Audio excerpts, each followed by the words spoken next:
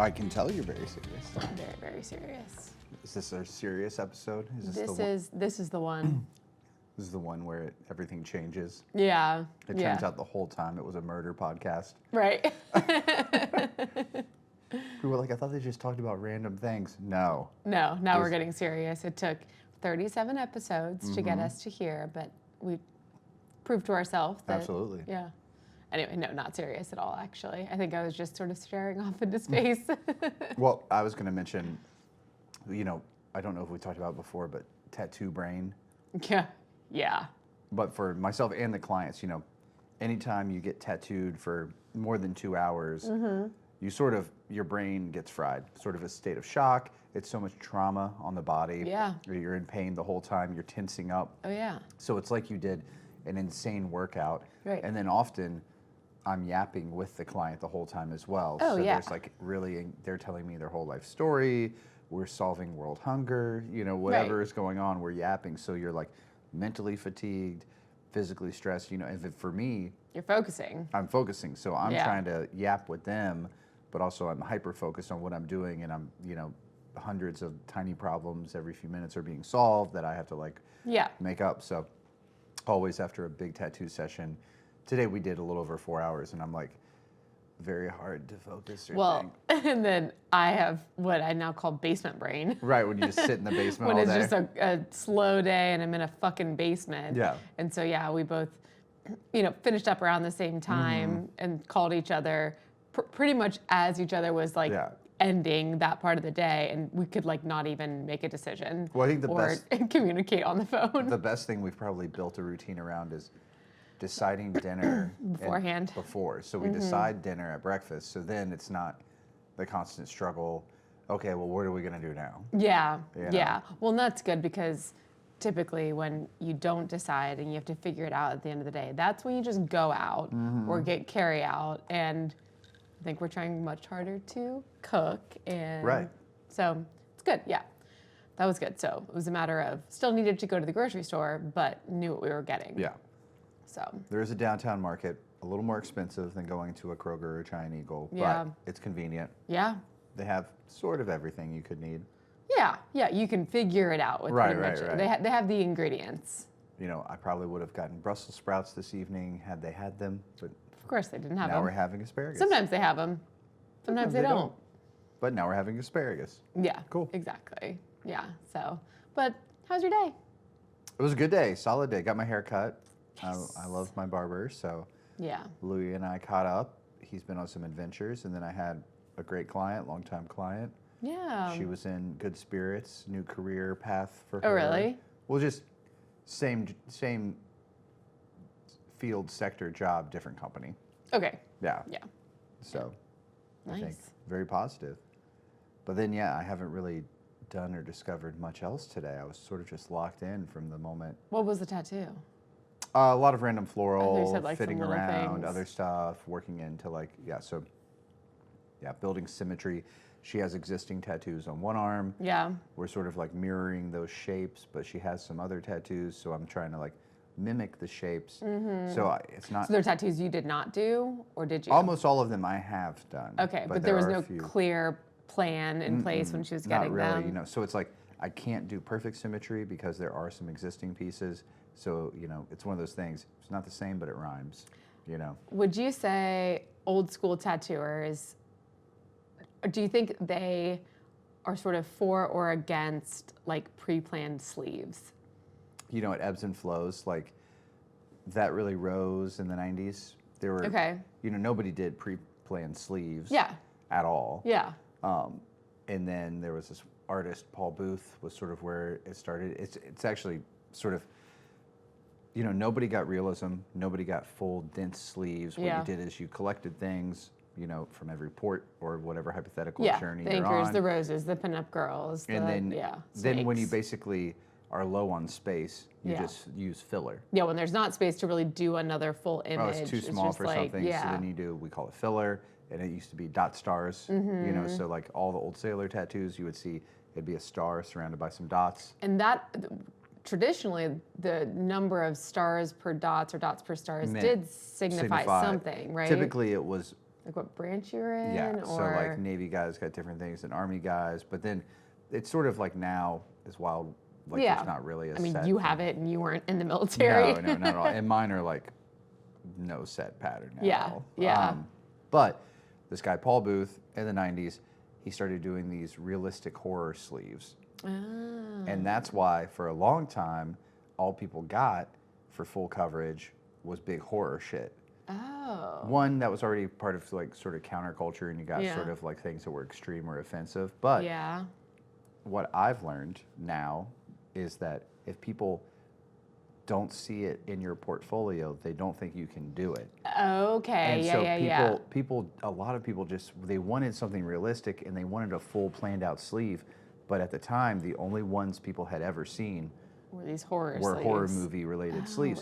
So that's Interesting. why everybody, and still to this day, there's this big resonating thing in tattoo culture, Western culture, and in America specifically, where people want to get big horror sleeves because they've seen that. Okay. And that's why now people do a lot of the big Greek god sleeve stuff. Yeah. Because yeah. they've seen that. But it's like, Yeah. bro, we could do Not any- really a passion necessarily for either. But They're people are just yeah. like, well, I've seen this before, and this makes a good sleeve, you know. And until people see it, they don't really think it can Yeah, be done. yeah. You know, Yeah, but it could be anything. it could be anything. And What that is your But it's just passion? funny because no one was really doing anything like that. At the same time, the biomech. I'm trying to think of any of like the Yeah. OG fathers, but those were the two things.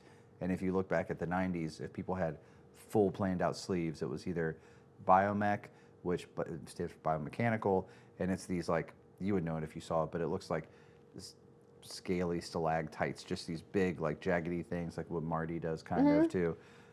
Like it was only that or horror sleeves. That's all people were getting. Interesting. And then slowly, people started doing what they call neo-traditional. Yeah. You know, which is where you take traditional tattoos, but you add some realism to them, Right, almost right. like graphic novel-y, Yeah. you know. But yeah, Interesting. it's just, it goes through phases. And now, you know, with sort of like, people had gotten away from the full coverage sleeves, the rise of tiny tattoos and Yeah. fine line tattooing. Yeah. But I think there's about to be a big return. If I was on Kalshi and I could bet, Yeah. or like Poly Market, and I was Yeah. betting on like, what is the next big tattoo trend? Right. I'd probably say like big, dark, full sleeves. Okay. Yeah. Yeah. That yeah. people are going to want that again. Do you prefer a client who comes with an idea for the full sleeve? Not necessarily, obviously, where exact placement will be, but like, listen, I really want this theme for a sleeve. Or do you like it when it's just like they come every couple months and they get a tattoo, and then ultimately you just end up with a sleeve? What? Doesn't really matter. No, it doesn't really matter. You know, any idea is better than no idea at all. Yes. You know, like Yeah. We've talked about it, but I hate when people are like, just do whatever. Yeah. Because it's like, well, even if I know the client, I'm still like, I don't know if you'll be into this, you know, and I know that we're going to end up having a back and forth anyway. So we might as well just have the back and why forth. don't you just go ahead and tell me something? Yeah. I would say my most common outcome is I tattoo somebody, I tattoo them again, and then the third time they're like, ugh, it should just be a sleeve, right? Yeah, And then yeah. then we have to problem solve. Well, How are we going to do this? How are we we going to build weren't it out? planning on this being a sleeve. Right, right. And now in like prime real estate, we have something. Right. So now it's like, okay, How do we we'll build off go of that? we have to work on Okay. it, Yeah. Okay. That totally makes sense. Yeah. It is Interesting. still addictive for most people. Oh yeah. Yeah. That you get the first one, and then you realize, like, well, I could do whatever. It's almost like starting your own business when you're like, wait, I can just do stuff. Yeah. You know, until you get it. Oh my God. Oh. What? I texted my Monday client, and Next Monday? next Monday, and he was like, hey, is it okay if Killian takes it? Oh my God. Which This is the child of a friend who you're telling me is is fucking like 18. Oh, wow. That's crazy. Yeah, I knew this kid when he was 2.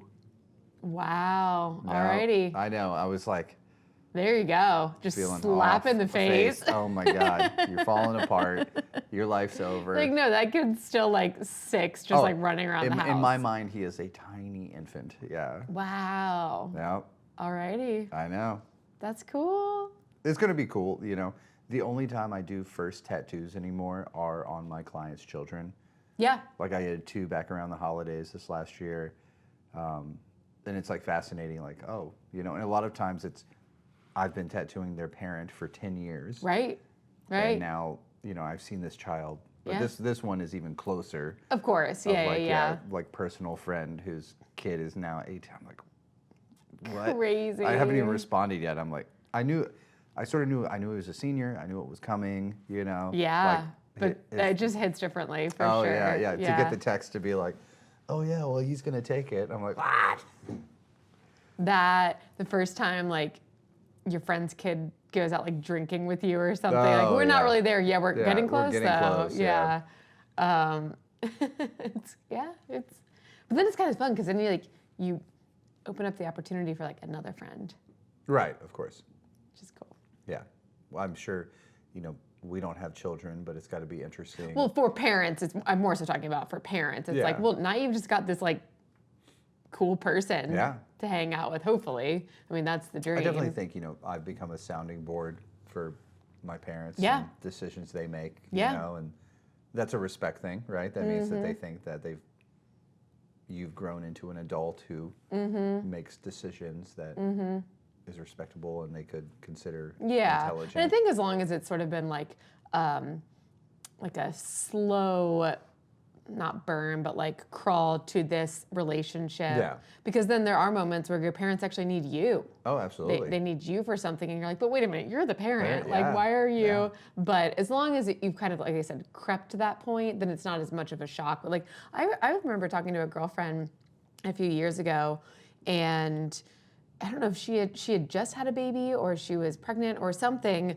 but you know, really, I think she felt kind of vulnerable in her own state, and her mom was having some issues, and her mom was coming to her vulnerable, Yeah. and my friend was like, wait, but you're my mom, and I need you right now, Right. and you're needing me. And you're sort of, that's kind of trumping whatever, and she was like, it really kind of fucked with her, like it really kind of messed with her head, and I mean, I haven't experienced that, but I remember hearing that from other people. Like there is this shift where all of a sudden, there's a shift where it's like, okay, you're more like a peer with your parents. Right. And then I think there's another shift where now the roles almost reverse. Which, you know, weirdly, that's how it's supposed to be, It's right? exactly, You know, exactly. Well, and that's another reason why I think, you know, this is sort of a bigger conversation, but, you know, we used to be much more tribal, much more sort of village focused. Like our entire worlds were much smaller. Well, multi-generations Family would live units were a together, thing. Yeah. And so that cycle, it wasn't interrupted. It was just very normal. And now that we've spread ourselves out across the country, across the world, you don't necessarily have even the same relationships you would with family members. And so it's much harder to get people to fill those roles, especially as, you know, grandparents and parents age, like who's taking care of them? Well, now you're having services take care of them, and robots. Robots are probably the answer. We have, there's like over 10,000 robots on Long Island right now, ready to be sold Really? to the American public. Yeah, they're from. There's some manufacturing plant No, not out there? even. Or what do you mean? There's a company on Long Island, New York, that is basically a robotics company where you can buy service robots. So the first generation service robots that are made in China. Yeah. And they basically come as parts and they assemble them here. Okay. And then for like $13,000, you can have a little robot assistant. And what can it do? Not much. Okay. I mean, so yeah, what are they selling them I think as? mainly for manufacturing or something. Oh, okay. Not like laundry. But they are like, they can't do that stuff yet. But that's the the idea. plan. The next few years, they'll be able to do that. Okay. They can almost do it. Yeah. Like I was watching a video about them this morning. You know? Okay. And they can like. What do they look like? Little humans. Really? They're like your size. Oh, perfect size. Mm-hmm. I was, to completely change the subject really quickly, to talk about me, but not really. I got a text from Celia today, and she just said that Charlie was having a Wizzy moment, and I was like, What does that mean? what does that mean? Yeah. That could mean a lot of things. And then she sent this video, and he has this little toy guitar, you know, that you can hit buttons, and it has a little like whammy bar. Is it like, the one we got him? I think so. Okay, It must. I don't know who else would have gotten him it, but I don't really remember. We bought him a toy guitar. I think it was his. He's playing it, but also sitting, it's laying on the ground and he's just sitting there, but then sort of placed on top of the neck was the toy horse. Ah, nice. So he was just rocking the horse and the guitar. Yep. And I was like, you know what? I get it now. That's pretty much your world. That's pretty much just me. But he was like way into the whammy bar because he goes like wow, wow, wow, wow. And he just kept like messing with it. It was fun. so cute. But anyway, that just popped into my head. We had a fun show. We did have a fun show. Late show. Indianapolis. It was cool. Yeah, the Melody Inn. I had never played there. You realized that you had never played there. Yes. Yeah. I thought that I absolutely had. Well, it's an institution. I didn't realize that it's been a live music venue since 1935. Okay, I kept I was like, I feel like it was almost 100 years, and I've now since Friday, I've said it multiple times, and I was like, maybe the 40s, maybe the 50s. 1935. That's insane. Yeah. And it's so cool. It's one of those places where you walk in, and not a huge place by any means. I don't know. Maybe even like 150, 120 cap or something. But the entire place is covered in memorabilia.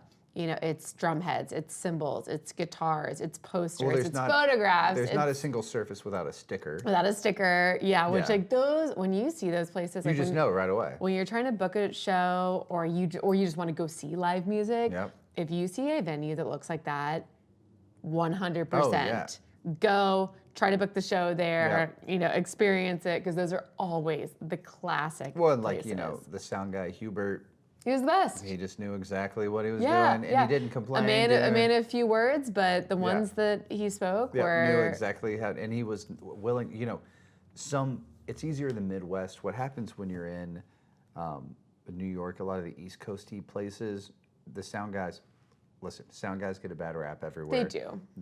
They're often kind of curmudgeon-y. I think it's important to immediately befriend if you can. Or at least try. Hubert made it hard at he the did. melody, but I think we broke through at some point. But they usually put in very tiny effort, little effort. Right. And this sound guy was not, because we don't have drums. Right. And so a lot of times, to mic a drum kit, you need, maybe 6 mic cables that connects to a central snake hub. Right. So you have a snake that comes out, then you put all the mic cords off of that. Yeah. And then mics onto the different parts of the drum that you're trying to.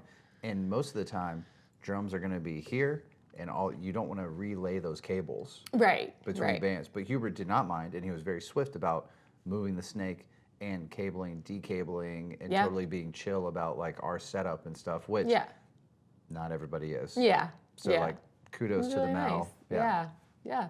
And it was a good show, and it was funny because it's the only thing that I felt was a little out of place is they do have a projector, like a screen. And so a camera onto the stage. On the stage, and so I guess if you were at the back of the venue, you could kind of look up and see, because the stage was in kind of a weird spot. It was, and then there's a back room that I don't think you ever went to. No, where I the didn't. pinball is, Oh, no, I didn't. And they have a screen back there. Okay, well, regardless, I could see myself playing when I was on stage, which is always a little bit weird. The Scullies. Yeah. The mirrors on the side. It drives me nuts. Yeah. Anytime, and it's like, honestly, I love it in rehearsal, and it really fucks with you when you're actually playing live. Yeah, I can't. So I made the mistake of looking up a couple of times, and there's a slight delay too, so then that fucks you up even more. But otherwise, it was a good night, and the crowd was funny. Other bands were great. Yeah, well, we'll be back there in July. I know, I'm excited. And that'll be a great show. And now, anytime you play a venue, the next time you show up, you're so comfortable. Yeah. Oh yeah. Absolutely. Because what you don't know is when you're entering a venue blind, it's okay, well, where do I load? Is there a room to store gear, or do I need to wait until right before we play? Well, you're trying to figure out the ballet. Well, you know what I always you don't know it yet. So whenever we pull up to a venue, we don't start getting gear right away. No. You go say hi. You go say hi. I always like to say, what? Got to give it an ocular pat down. That's right. You got to give it the ocular pat down. Lay of the land. Yeah, you got to map things out. You got to something I liked. I don't know if he's the owner or just the promoter. Was it Dave? Dave, sweet guy. Did you ever? You never went to CBGB's. Obviously, it was gone. No. But a thing famously that they did at CBGB's was, but the owner would introduce every band. Oh, I've heard of this. Yeah, yeah. But exactly like what Dave would do. Yeah, they had a little microphone behind the bar. stage, or behind the bar, Yeah. and they'd be like, "All right, everybody. Buddy, thank you again. Yeah. Yeah, thank you. And up next, we've got King Sermon. Give him a round of applause." He would even immediately after every band, he'd be like, "All right, another round for blank band, whatever." But then he would be like, "All right, and the jukebox is open now." And go he was like a little like MC for it in between, which I actually love. It was great. I think what do people want? They want to know what's happening. Yep. They want to know what's coming up. They want to know what's happening in this moment.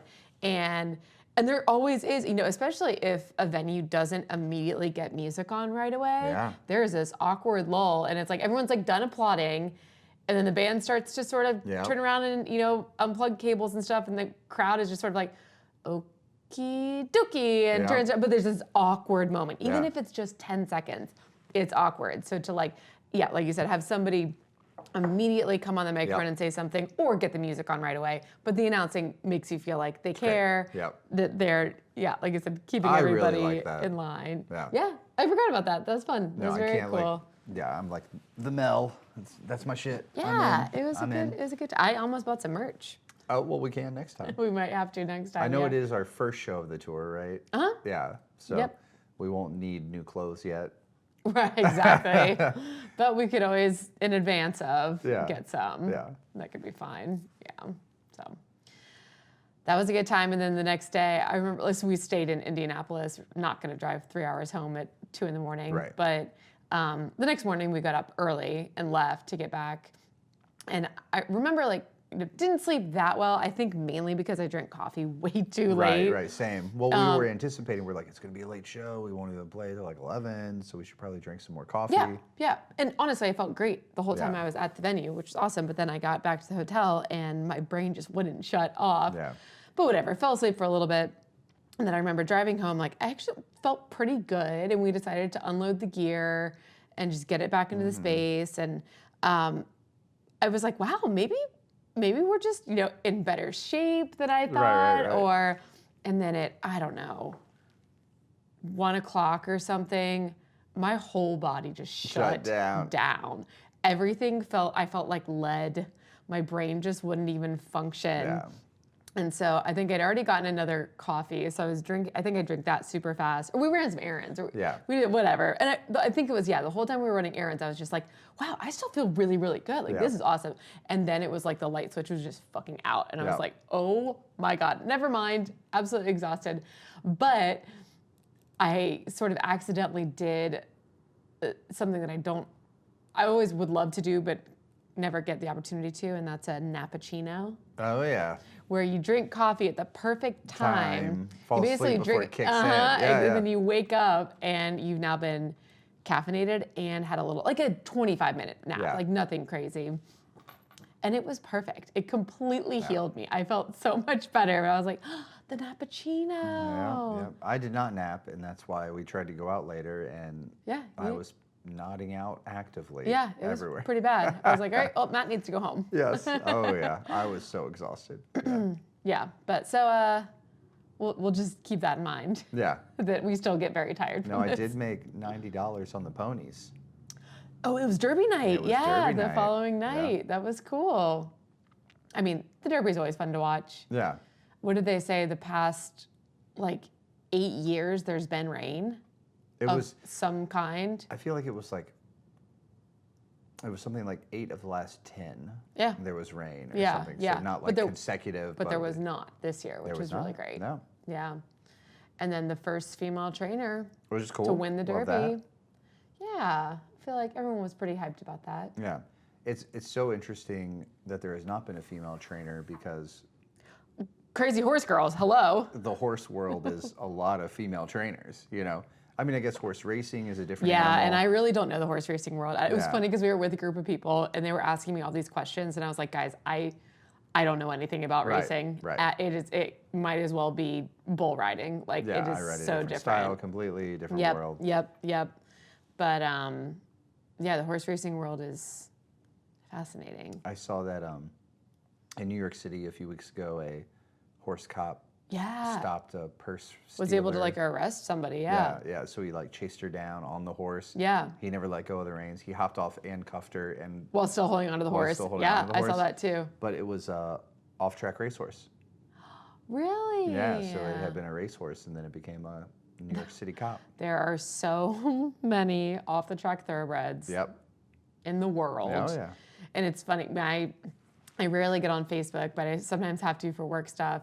And then you accidentally just start scrolling because You can't help it. You can't help You it. can't help it. And I don't know, maybe like less than a year ago, but I don't know, maybe 9 months ago or something, I probably clicked on like 3 ads for horses. So now my entire Facebook is it's just horse ads. Yeah. But so many of them are just these off the Yeah. track thoroughbreds.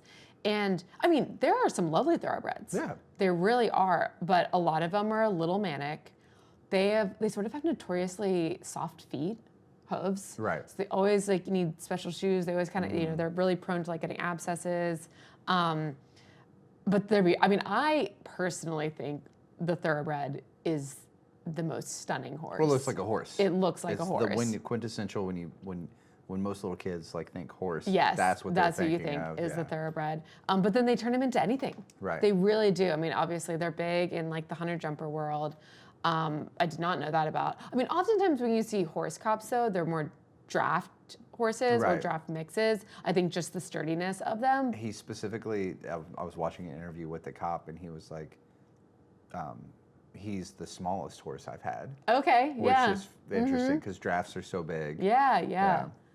But he said that was his smallest. But that's why he was able to zoom, zoom, zoom I mean, he through was the going through streets. construction and shit. It was awesome, yeah. Yeah. Well, that was just such a cool story because so often you see mounted police officers and they're just standing there for like way some more the parade. pageantry, It's all yeah. So to see be like, oh no, you can actually do something. stuff, yeah. Like, they're not just there for show. Yeah. They could actually. New York City, It's so probably badass. one of the few places you could because traffic's so slow and backed up. Right. Like really, like it would be hard here. Yeah, when you have cars going, even just 25 miles an yeah. hour down a road, But like you're barely moving. yeah, that's awesome. That was so cool. Yeah, I remember seeing the part where the cop has the person in handcuffs and the horse is just chilling there. Yeah. And he has both hands, like the convict and the horse. Yeah. And I was like, fuck yeah. So I wonder what the horse's name was. To look Kelly. up. Kelly? Yeah. Aww. But I think it was a boy, but I think it's named Kelly. Kelly. Yeah. I wonder what his racing name was. We'll probably find Something it out. funny, yeah. Did you know that racehorses are tattooed? Their lips are tattooed? I feel like at some point Yeah. I would have learned that. So like yeah. any racehorse or off the track that I've ridden, They have the it. tattoo, yeah. Yep. But like Lucy's horse Brady, he's a thoroughbred. Yeah. I think he is tattooed. I don't know if he ever actually raced. He might have done Yeah. like 1 or 2, but oftentimes they haven't even raced. Yeah. They put him out on a track and they're like, no, this one's not gonna work. I want an Appaloosa. No, you don't. They're fucking assholes. I just like saying Appaloosa. I know, and they're cool looking, Maybe an but Arabian. they're famously Arabians are crazy. Like, All horses are crazy. well, these Arabians now, and I did show an Arabian for like a summer, and I loved him. Yeah. But he was also like old and partly a lesson horse. But like real Arabians, they have this they look different. Like they Right. have a unique look, and they have a like psychotic sparkle in their eye. Like they are insane. Every year there's a big Arabian show at WEC. Right. And this past year, it happened at the same time that some girls from my barn were out there, and everyone was just like, the fucking Arabian show. Yeah. Like they do all sorts of. Arabians are pretty. They can kind of do any part of the sport. Like they do jump, they do some like regular under saddle stuff, but then they also do like sort of like standard bred or not side saddle, saddle Dressage? seat. Oh. My God, saddle seat stuff. They're kind of all over the place, but yeah, Arabians. I mean, and like galloping through an open field on an Arabian would probably be fantastic. Yeah. But they're crazy. Yeah. The Arabian I rode was cool though because he had this really long mane, and so instead of doing the little like knot braids, the little plates, they would you do like a French braid on him. Oh, okay. Or like That's sort of fine. a half French braid. So that was cool for shows. Anyway, yeah. Ponies. I know, we should probably stop it here, else I'll just keep going. I'm excited. This week's pretty quiet for us, I Yeah. think, in the lead up to our third Chicago trip of the year. It's one a month at this point. Yeah. Yeah, We'll skip June, then we'll be back we went in to July. Chicago. Yeah, exactly. We went to Chicago in March and April, now May, May. and then we'll go back in July. July, yeah. Yeah. Which is Yeah. probably the most frequency of going to Chicago in my existence. Yeah. But it's fun. I mean, I'm enjoying Chicago. Well, I'm feeling very comfortable. Yeah. You know, when we were up there this last time, I was like, oh, Yeah. whatever. Easy to navigate, easy to get around. I was joking with Louis, who cuts my hair this morning, just about working in New York City. Yeah. When I was there more often, and how like after day 2, I'm just like, oh, these tourists everywhere. Oh, I know, you know? I know. Oh, You're God. just like, you feel like a local, like, so fast. I'd be on the subway like, whatever. Like, whatever. I'm supposed to be here. Yeah, yeah. I know. It is fun. It's always more fun going to a city when you have a purpose. Absolutely. Like, oh, I have a job to do. Yes. You know, Yes. that's Rather playing than shows is really fun because it's like, we've talked well, about I'm that. supposed to be here. Yeah. Yeah. I'm contributing to The the culture, goings on the of this city culture. right now. Yeah. Which I think you can, even if you are going to a city just to visit, you can get that feeling by knowing things that you want to see, Right. doing some research, really. Yeah. Just knowing a little bit more about the city, learning the different neighborhoods, knowing, landmarks or museums or special things that are part of that city, and making an effort to go to. I think the worst thing to do is to go to a city completely blind Yeah. and just wander around. I mean, obviously I think the perfect balance is, like I said, doing that research while still leaving room for just organic findings Yeah. and talking to people and stuff. But I think the wrong attitude is what I see at a lot of large sporting events or major concerts where people come to a city just for this event, and then they just complain about the city. yeah, Like, they come to Columbus and they're like, they want to go to, there's a show at the Shoe, which is the college football stadium that holds 100,000 people. Right. So it's going to be a big event. And then they're just like, well, parking's terrible and it's so crowded and everything. Right. So they're just like, Right. it's like, well, you went to the one spot where the one event is it's happening. like, what did you expect to have happen? And then they're like, well, where do I go to eat, or what do I do, or where can I stay, or what am I, and You're like got the internet, buddy. hunt Look it around up. or make any type of plan at all. And I feel like I see that a lot from people who don't travel often Yeah. because they don't anticipate. They're like, well, everything's just like where I'm from, Right, or, right, but right. it's not. Right. Yeah. Traveling is the best form of education.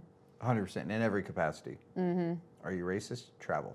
Are you Right. homophobic? Travel. Travel. Yeah, any type of like stigma. Or Are you elitist? Travel. yeah. Any type of like, stereotype or stigma you would have, anything that you've been taught breaks down really fast when you're actually interacting with that cohort, when you're actually experiencing that culture, that Yeah. food, the sounds, Totally. Like maybe a drag show is really fun. Yeah. If you've Right. never gone, like, Right. could be fun. I don't know. Like, check it out. And then I'm always I'll try everything once. Oh, absolutely. Everything. Yes. Yep. Food, experiences. I remember I was so tempted. We were in LA, and Eric Nally from Foxy Shazam and he knew that I was like the only dude who would eat calamari. Yeah, And yeah. I was pretty, Which is the most mundane. as far as squid, Like, if you're gonna yeah, eat, if it's you're gonna not. eat It's not exotic- like a. But I was really crazy open, thing. like everybody was kind of like okay with sushi. Some people did not like it or whatever, but I was Yeah. always down to be like, Yeah. what's the weirdest shit you got? Right, right. So Eric was like, we can eat a live octopus Where? in LA. We were like at a place there. One of the producers we had worked with or something Oh. was like, there's this sushi place where you can eat an octopus live, which Okay. is a thing they do, Okay. especially in Japan. It's like a fucking sacrifice. Well, it's pretty common in Japan. I didn't know that. Oh okay. yeah, this is the thing. But it was like, at the time, we're very broke, and to eat the live octopus was like $100, Oh, okay. you know, a person. Yeah. And I was like, I can't. Yeah. Like right now I have $0 Right. if I'm gonna like sell my shoes to, Right. you know, Yeah. And that's why you didn't, or your morals were not allowing you to? no, I had no qualms with it. Oh, okay. It's just because you were poor. Yeah. But you would have. I would eat it cooked. you had. Why am I not gonna eat it alive? Yeah. You know? Yeah. And it's like, supposedly it's a, you know, a delicacy, obviously. Fascinating. In Japan, they're just bashing these live octopus. Cool. We keep talking about how Japan is sort of Hot right now? it's hot right now, and now everyone's making fun of people who are going to Japan because it's like, oh, well, you're going because everyone's talking about it and everyone's going, and now there's not going to be the mystique of going to Japan, which is so fucking ridiculous. It's like, I think there no, still just will be. go. Yeah, I mean, places just, become hot for a while, you know? And who cares? Yeah. There's a reason that there was an interest in people going, Oh, and then yeah. people were telling people to go. Obviously, it's cool. And Japan is such a different culture from ours. And like, even if it's highly touristy, it's going to be Well, I think completely different than anything we experience. Why is Japan sort of a perfect spot? Because it is a different culture. Yeah. But it's like technologically advanced. Right. And we are so familiar with sort of like Japanese. It's a different culture, but it's familiar. Yes. Like yes. how many Japanese cars and technology Mm-hmm. companies and you know like how much entertainment, you know, Mm-hmm. anime and like video, Nintendo and just the sort of Eastern Western cross has really Crossover, kind of happened right. But between then, at least the States you and know, Japan. the food is going to feel Yeah. very different. Obviously, Yeah. the language Yeah. very different. How they like the culture structure, you know. Yeah. But it's familiar enough where you're like, oh, I know Tokyo. I get. Obviously, I get it. it's an island, Series, yeah.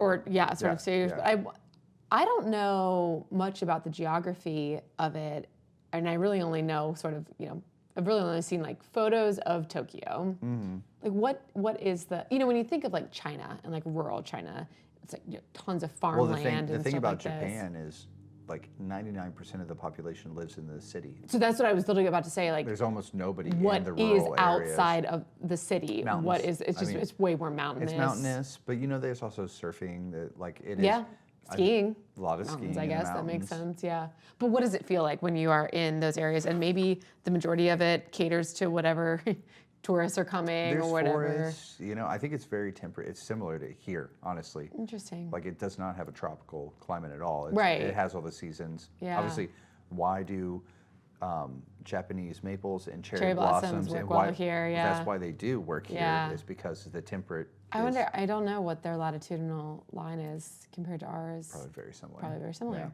have to look And it there's up. sort of like a barrier island, really. You know, like Yeah. the string of islands off the coast. Off the there. coast. Yeah. That's why they get tsunamis and shit. Yes. Right? You know. Yes. Yes. Well, one day. But then, you know, really Okay. like the islands cultures are like Okinawa is part of Japan, but Mm-hmm. you know, it has a very different culture. It has its own identity and Mm-hmm. culture and stuff too. Yeah. There's just so many places to go. And it's been so hyper cool. westernized because after World War II, Well, exactly. you know, same thing with like bases in Germany where we're like, well, we're not going to let you do that I again. know. So, So now we have a sorry. presence, So sorry. and now we're gonna. Yeah. What is it they do? They do something. Outside of the bases, because I tattoo so many goddamn Marines. Outside of Okinawa base, they serve. It's almost like Skyline, but Mexican. So they make this thing where it's noodles, Okay. like lo mein noodles, the spaghetti noodles, which Yeah, are all yeah. the same, but with like taco meat Okay. and taco toppings Okay. on the noodles. All right. So it's like Mexican Skyline essentially.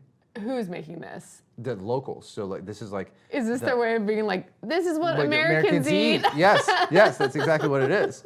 So they're like, this is what Americans like, and it's become a thing near base. Oh, that's hilarious. And, Oh, I like, wonder what it's called. I can't remember what it's called, Yeah. but troops dig it. They're like, yeah, man, you got to get one of these. That's hilarious. Yeah, the taco bowls. Yeah. Okay. I did that. Yeah, yeah. So Germany does not have a military. Right? They can't. That's the whole thing think after they- World War II. Yeah, but I feel like they do have some sort of like Well, that's what I was literally going to ask. I'm like, do they have any sort of national protection? this Or is is it EU based? Like, can they never like not be with the EU or something? Like, I always sort of forget that, and I never quite learned. I feel like they now About are that. allowed to have defense, but I We'll don't. have to look it up. Yeah, we'll have to look. This is something I actually thought maybe you knew. I'm definitely more ignorant that. about this right now. Okay, yeah. I feel like they do have their own military now. I don't think they do. I think we would have heard about it. I feel like all of a sudden Germany was allowed a military. They obviously have a president, just out of the country. But I don't think that, whatever, we'll look it up. We won't. Yeah, I keep don't want to just- wax about it Yeah. because I'm like, I feel like there was like, they're allowed to do it under like very strict restrictions and rules. Or maybe it is under, like I but said, they an have to be EU allowed or to defend thing or themselves, and something. it might even be like trained by or like facilitated by like other EU or NATO, some sort of like Something. coalition that oversees Okay, it. I'm gonna look that up while you're Or they making dinner. give troops to NATO or something. but Yeah, they're allowed to yeah. train. Okay. It's weird. I think there is something now, you know, yeah, it's Just a fascinating. crazy thing that like they lost the war so much Well, that the they did whole it- world was it's like- absolutely not. It's like, buddy, you did it twice. Yeah. You know, it was sort of like, We you can't fooled trust me you. once. Yeah, shame on you. Yeah. Fool me twice. Fuck you. Yeah. I feel like somebody posted something about like if you had a time machine, and you could like stop one moment Right. in time, like what would it be? And someone went on a whole diatribe about stopping the assassination of Franz Ferdinand. Yeah. Like Yeah. how many lives would have been saved? But you don't know that, But if- obviously. if that would have stopped the First World War, yeah. then you would not have the Second World War. You know, like, Maybe, but also not, because maybe they killed somebody. Maybe somebody died in World War course, One that would have there's become even worse than Hitler. I hear you. Yeah, But yeah, I understand if though. that ball had not started rolling down that hill, I actually hate questions like that. Yeah. Because I'm like, what a well, stupid it's all thing. hypotheticals. But Exactly. brain exercises are fun. Like everyone loves the trolley problem. Oh wait, what's the trolley problem again? It's I'm gonna you- prove you my can- ignorance. you can insert so many things into it. So it's Okay. basically just like it's like you're standing there and there's a trolley full of people. Mm-hmm. And then tied to the tracks is your son Okay. or Jesus Christ or the one person who knows how to cure world hunger, Right. right? Or but it's like but if do you save that one person? You have a switch where you could you could crash the trolley and kill everyone everybody. on the trolley. Or as you save this person who person. you know would. It's your son, Yeah. or it's he has a cure for cancer or something, and so Okay. it's always a thought problem. It's Yeah. like, am I willing to sacrifice these other people Yeah. for this one person? And then, but people will put in like groups of people. I understand. But it's Yeah, called yeah, the yeah. trolley problem. Yeah. It's like making one decision that then has a negative impact on another cohort. Mm-hmm. Do I do that? And what guess is at stake? Right. I guess it's just, people's answers would sort of show their belief in humanity versus their disbelief in humanity being capable of anything. Well, this is what we find right now with suicidal empathy, right? Yes. And you see it all over Western culture extremely, which is so fascinating, but where it's like almost people are willing to sacrifice everything for complete strangers Right. or people who may harm everybody around them, but they don't value themselves. And I really think it's a lack of self-esteem, or somehow we've shifted to where people think that they don't have any inherent value, and it's not even a value of the greater good. This is what I find very fascinating: is people are no longer wanting to do things for the greater good. Yeah. It's sort of just for It's niche good. it's for the good of this one specific thing right now. Right now. Yeah. Well, like nobody thinks with any sort of longevity anymore. Yeah. It's all these like very specific moments and reacting Yeah. in that moment Yeah. and making all your decisions about that specific time with zero forethought, Yeah. which is terrifying. Oh yeah, Because Well, it's like I was yapping with my client today, you know, and she was asking me about some conspiracy theory stuff, and I'm like, I no longer believe any conspiracy shit. Yeah. Just because what I see from this administration and every administration and like leaders, and the more I meet like people on local levels in politics and stuff, I'm like, in these sort of authoritative you don't positions. have plans. Right. You could not organize shit. Yeah. You're thinking it in the near term, what helps me the most. So it's very like I-centered, and then there's nothing beyond it. It would be super interesting to do some sort of analysis on some of these modern day people who are in these, you know, kind of higher up positions, and, you know, the founding fathers, Right. or more people either we regard as leaders from history, whether in America or just the Right. world, and the plans. Well, how far ahead were the founding fathers thinking? How far ahead? time was different then too, where it was like, True. you know, Things just moved more slowly. slow, and there was no technological advance. Yeah. You know, it was like really by the time of the founding fathers, you had the Enlightenment started, Right. and that was like the shock. That Oh, really, yeah. Then the Industrial Revolution happened. Then it just started rolling. But up until the 1600s, shit didn't change. Everything had been almost the exact same for like 1,500 years or something. Right, right. You know, so it was like, well, you could make long time plans because the internet wasn't going to happen. Yeah, you know, could actually see maybe what it was going to you look like. could basically and make a work plan this. and be like, everybody's going to be the same for the next 100 years. Yeah. Which I still think you should plan. You should play the long game. Right, I right. think that'll behoove you, you know. Yeah. But I'm like, I think now people don't, because they're like, tomorrow's going to be fucking different. I don't know. Yeah. I feel like I was going to go a different direction with that, and I just lost my train of thought. But Yeah. I agree with you. And maybe it's all relative. Maybe it's like just the speed at which we're moving and Right. advancing. You're right. No longer do you even bother to make it long-term plans, because And maybe that's, tomorrow AI is going to kill us all. right? Yeah. Or just change everything. Or just, It's like yeah, the way completely. you're functioning right now is not going to be the exact same in a year even. Yeah. Oh, yeah. I'm gonna try and implement these health measures because, you know,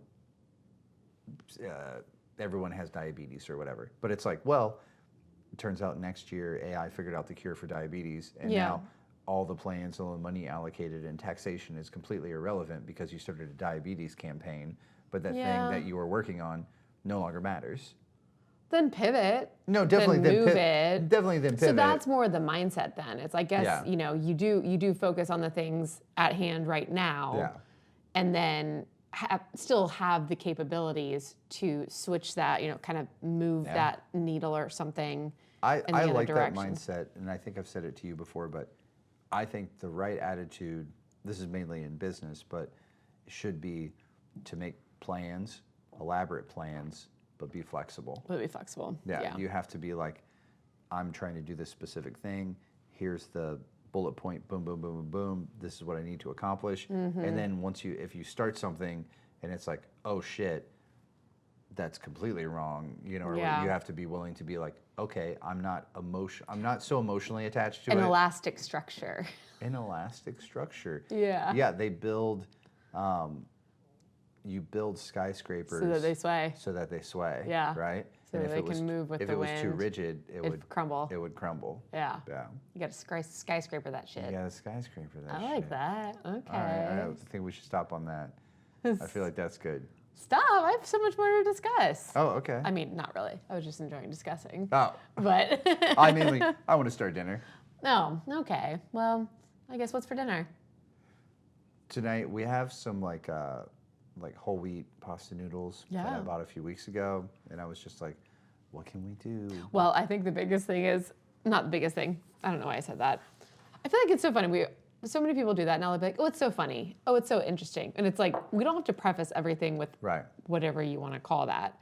But we did get a pasta maker a couple of Christmases ago, and started making our own pasta, yeah. which is so much better than store-bought pasta. Oh yeah. And it's not Just hard. Significantly, and it's not hard, but I really got like a little snobby about it because I was like, I'm only eating homemade pasta now. Yeah. And then you came home with this pasta and you're like, it literally only has two ingredients. It just happens to be dried. And I was Yeah. just like, I don't know. I don't know if I can do it. Yeah. But we had it and it was good. It's very good, yeah. So But, no, oh I'm my just God. I'm gonna bake some chicken breasts, but I'm gonna sort of make like a zhuzhed up carbonara. Yeah. You know, so I'm gonna cook off some bacon, and but I'll make a little more saucy. So normally you would only do just, you know, egg yolk, Parmesan, and a little pasta water, and make it, you know, with that's how you would do it. Pancetta, not actually, Yeah. but I'm gonna use bacon. Yum. But I'm gonna throw in, we got a shit ton of spinach, you Yeah. know, so I'm gonna wilt that down with some shallot as well. And that'll be like, Also, like the shallot, I feel like has just completely opened up my life. it's that perfect, It's that perfect savory. It's so good. Umami It is bomb the in there, yeah. umami bomb. Yeah. Yeah. It's really, really good. So, all right, we can end it with that. umami bomb. Umami bomb. Skyscraper, Skyscraper that shit. umami bomb. Umami bomb. All right. Whatever you do, don't umami bomb the skyscraper. Oh my God, always 9/11. Oh, God.